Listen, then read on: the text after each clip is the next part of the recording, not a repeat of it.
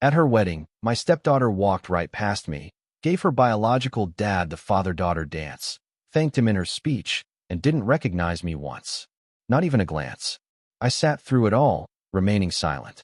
But after the cake and the guests departed, she walked over and handed me the invoice.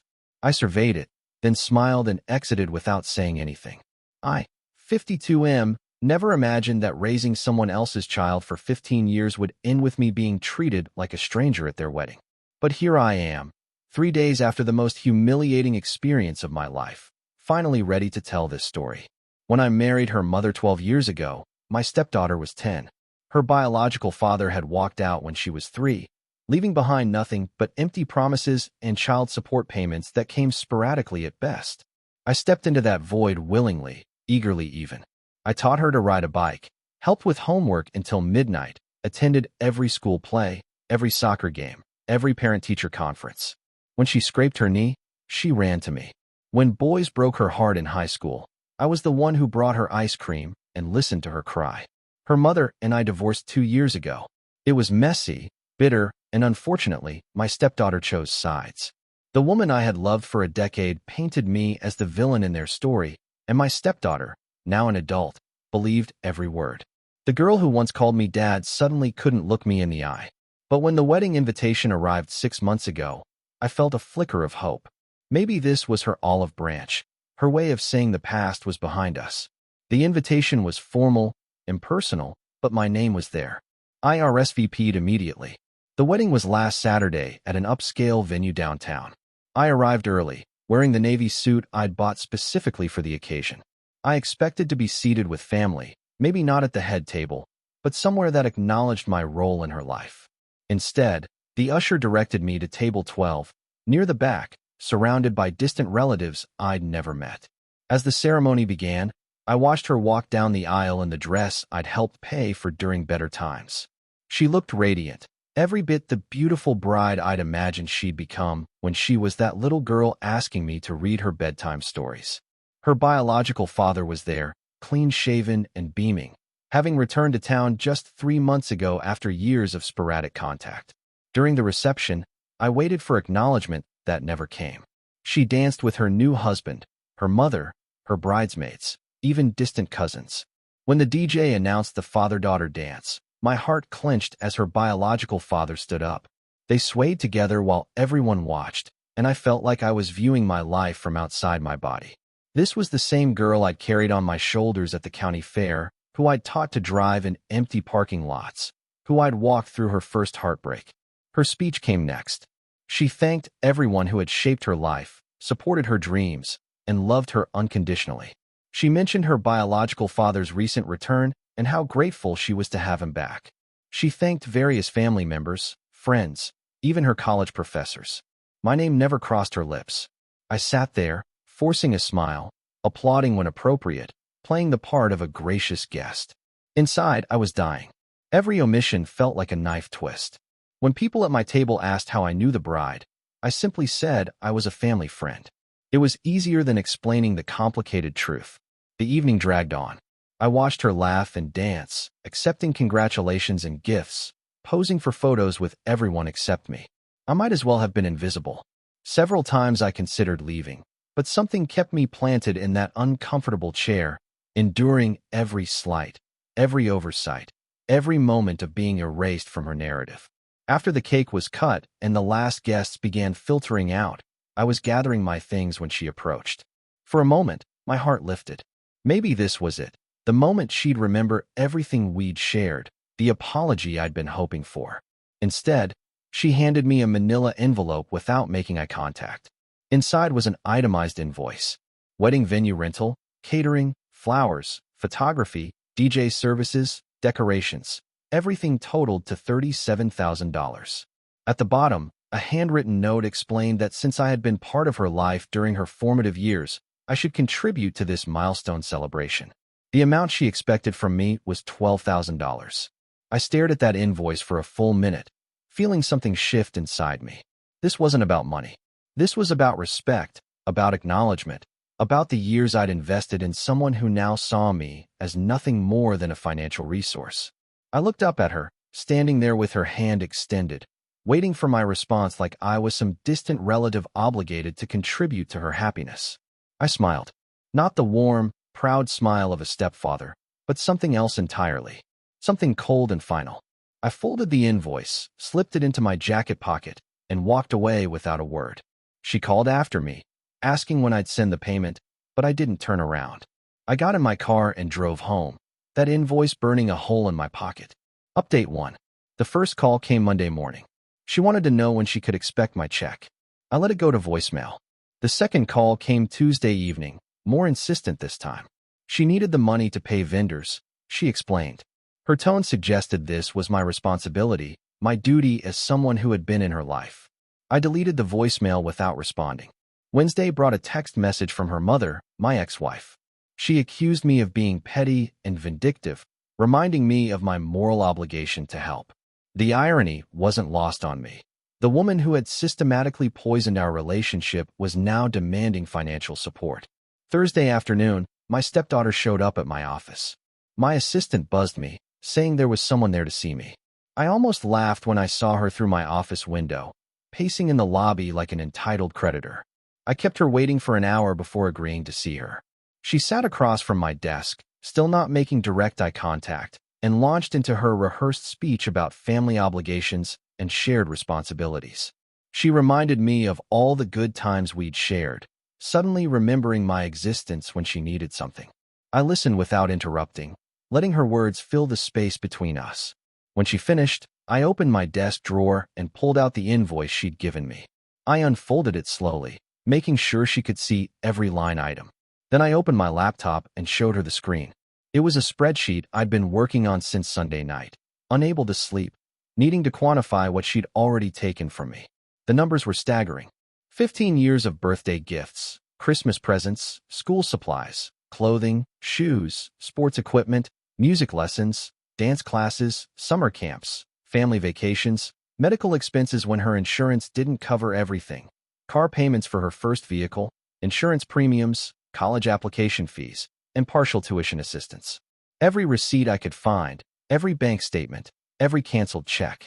The total came to over $240,000. I turned the laptop around so she could see it clearly. I explained that this represented my investment in someone who had just demonstrated that I meant nothing to her.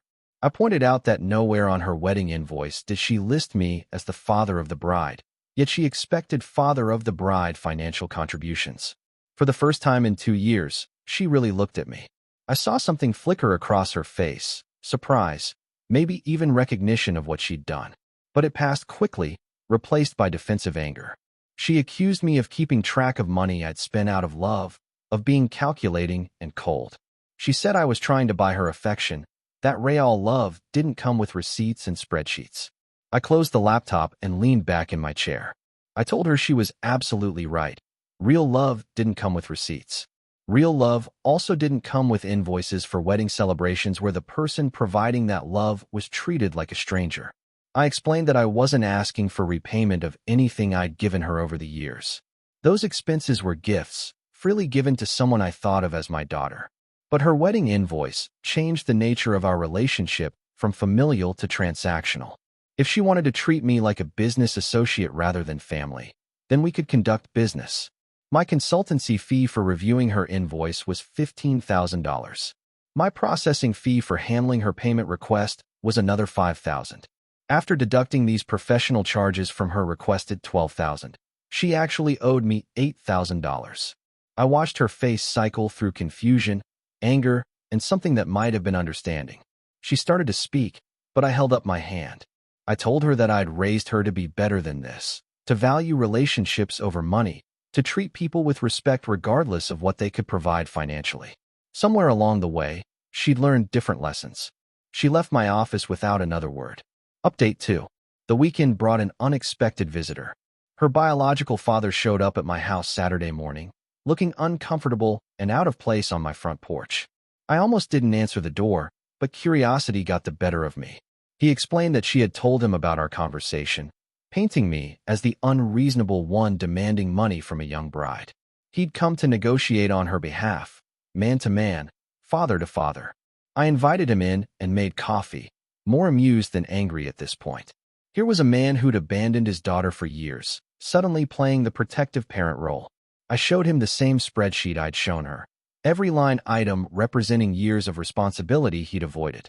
I watched his expression change as the numbers accumulated, as the reality of what I'd provided became clear. He admitted he hadn't realized the extent of my involvement in her life. His daughter had mentioned me occasionally over the years, but always in passing, like I was a temporary fixture rather than a permanent presence. I explained that I wasn't angry about the money I'd spent. I was devastated by the erasure, by being treated like a stranger after 15 years of being a father in every way that mattered except biologically. He grew quiet then, staring into his coffee cup. Finally, he acknowledged that he'd missed most of her childhood, that he'd been selfish and irresponsible. He'd returned to town hoping to rebuild their relationship, but he hadn't considered that doing so might damage her relationships with others who had filled the void he'd left. We talked for 2 hours. By the end, something unexpected had happened. I found myself not hating this man who had inadvertently become my rival for my stepdaughter's affection. He was flawed, certainly, but he seemed genuinely remorseful about the pain his absence had caused everyone, not just his daughter. He asked what it would take to fix this situation. I told him it wasn't about the money anymore. It was about acknowledgement. I wanted her to understand that love and loyalty couldn't be purchased with a checkbook, and that treating people like ATMs destroyed relationships. He promised to talk to her, to help her understand what she'd done. I thanked him, but explained that the damage might already be irreversible. Sunday evening, she called. For the first time in 2 years, she used my name when she spoke. She asked if we could meet somewhere neutral, somewhere we could talk without the weight of my office or her memories of our family home pressing down on us. We met at a coffee shop downtown Tuesday evening. She looked tired, older somehow than she had at her wedding just 9 days earlier. She ordered a caramel macchiato, the same drink I'd bought her every Sunday morning when she was in high school and we'd run errands together. She started by apologizing for the invoice, admitting it had been thoughtless and hurtful. She explained that wedding planning had been overwhelming, that costs had spiraled beyond their budget, and that she'd been desperate for solutions. But as she continued talking, it became clear that the invoice was just a symptom of a larger problem. She'd been angry with me since the divorce, feeling like I'd abandoned her and her mother. She'd been hurt that I'd moved on with my life, that I'd started dating again, that I seemed to be thriving while her mother struggled. I listened without defending myself, though every instinct screamed at me to explain my side of the divorce, to justify my choices. Instead, I let her work through her feelings, watching this young woman I'd helped raise try to articulate emotions she'd been carrying for 2 years. When she finished, I asked her a simple question. Did she remember the promise we'd made to each other when she turned 16? Her face softened. She remembered. We'd been driving home from her birthday dinner, just the two of us, and she'd thanked me for being the dad she'd always wanted. I'd promised that no matter what happened between her mother and me, my love for her would never change. She'd promised that she'd always consider me her father, regardless of biology. I reminded her of that conversation, of the tears we'd both shed, of the bond we'd forged that night. I asked her when she'd decided that promise no longer mattered. She started crying then, really crying, in a way I hadn't seen since she was much younger. She admitted that she'd been so hurt and angry after the divorce that she'd wanted to hurt me back, excluding me from her wedding, treating me like a stranger, demanding money while ignoring our history. It had all been revenge for what she perceived as my betrayal of their family. Update 3. We talked for 3 hours that night. She told me about the pressure she'd felt to choose sides during the divorce, how her mother had leaned on her for emotional support in ways that felt inappropriate. She described the guilt she'd carried for loving me while feeling like she was supposed to hate me. Her biological father's return had complicated everything further. She'd felt obligated to embrace their renewed relationship while simultaneously pushing away the man who had actually raised her. It was easier to pretend I'd never been important than to navigate the complexity of having 2 father figures. I shared my own pain, the loneliness of losing not just my wife, but also the child I'd loved as my own. I described what it felt like to watch her give away moments that should have been ours, to be treated like a stranger by someone who used to fall asleep in my arms. By the time we left that coffee shop, something had shifted between us. Not forgiveness exactly, but understanding. The damage was real, but maybe it wasn't permanent. She asked if there was any way to fix what she'd done. I told her that relationship repair wasn't about grand gestures or financial transactions. It was about consistent, small acts of recognition and respect over time. 3 weeks have passed since that conversation. She's made genuine efforts to rebuild our connection. She calls regularly, not because she needs something, but just to talk. She's included me in casual family gatherings, introduced me properly to her new husband, acknowledged my role in her life to friends who had never heard of me. Last Sunday, she showed up at my house with a photo album she'd been working on. It was filled with pictures from her childhood and teenage years, pictures where I was present but had been cropped out of copies she'd kept. She'd gone back to original photos and had new prints made, including me in the frames where I belonged. The album was her real wedding gift to me, she explained. Not an invoice demanding payment, but a recognition of payment already made in love, time, and presence. The Invoice incident taught us both valuable lessons about family, loyalty, and the difference between love and financial obligation. She learned that treating people transactionally destroys the very relationships that make life meaningful. I learned that sometimes the people we love make terrible mistakes, but that doesn't automatically disqualify them from our future. We're rebuilding slowly, carefully. Trust takes time to restore, and some wounds leave permanent scars. But she's trying, genuinely trying, to repair what she broke. And I'm finding that the love I felt for that little girl who used to call me dad hasn't disappeared completely. Last week, she asked if I'd be willing to walk her through some financial planning for her new marriage. Not because she saw me as a bank, but because she trusted my judgment and wanted my guidance. It was a small gesture, but it represented something important. Recognition that my value in her life wasn't measured in dollars spent, but in wisdom shared and love freely given. The invoice is framed in my office now, not as a reminder of betrayal, but as a reminder of what happens when we confuse love with transactions. It serves as a cautionary tale for both of us, a promise to never again let hurt feelings transform family bonds into business arrangements. Some relationships don't survive betrayal. Others emerge stronger after surviving tests that reveal their true foundation. Only time will tell which category ours falls into. But for now, we're both committed to finding out. The little girl who used to bring me drawings from school, who practiced dance routines in our living room, who asked me to check under her bed for monsters. That girl is still there somewhere inside the woman who handed me an invoice. She's just been buried under layers of hurt, anger, and confused loyalty. I'm patient. I raised her once before. I can help her find herself again.